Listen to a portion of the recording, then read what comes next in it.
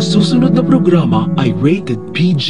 Ito ay nangangailangan ng patnubay at gabay ng magulang para sa mga batang manonood. Ang buong akala ni Lolo Pepe makakatakas na siya dahil pumayag si Vasquez na tanggapin ang alok ng suhol na 10 milyon kapalit ang kanyang kalayaan kay Moira.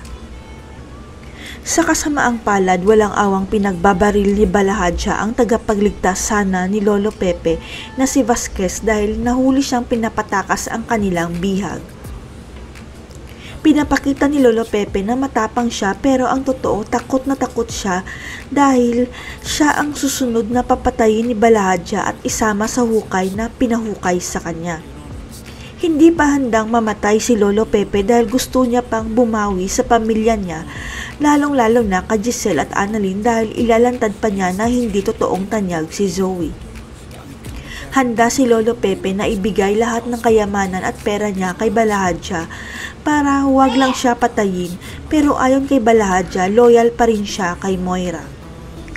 Ang ipinagtataka ni Lolo Pepe na masamang pulis naman si Balahadja pero ayaw niya tanggapin ang suhol na milyong pera dahil mas mayaman naman siya kumpara kay Moira. Habang si Annalyn hindi titigil hanggat hindi siya nakakahanap ng ebidensya na magpapatunay na may kinalaman si Zoe at Moira sa biglang pagkawala ni Lolo Pepe.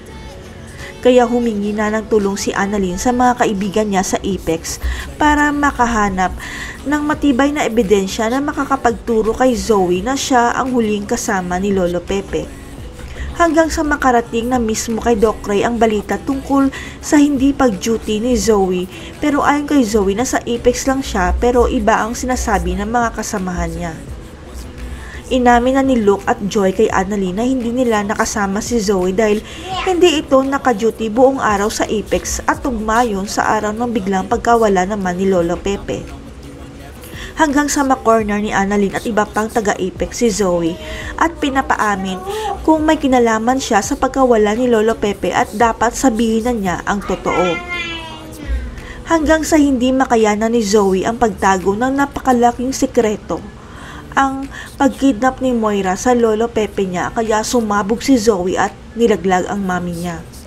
Hanggang sa natukoy ni Annalyn kay Zoe ang lokasyon ng Lolo Pepe niya at pinuntahan nila ang lugar at naabutan pa nilang buhay si Lolo Pepe na kasama si Moira at Balahadja. Sa pagkahuli kay Balahadja, malalantad ang pinakatago-tagong sikreto nila ni Moira dahil sasabihin ni Balahadja na loyal ako kay Moira dahil ako ang tunay na ama ni Zoe. Matatanggap kaya ni Zoe na si Balahadja pala ang tunay niyang ama at hindi si Carlos? Mabubulok na kaya sa kulungan si Moira at patatawarin naman nila si Zoe? Abangan.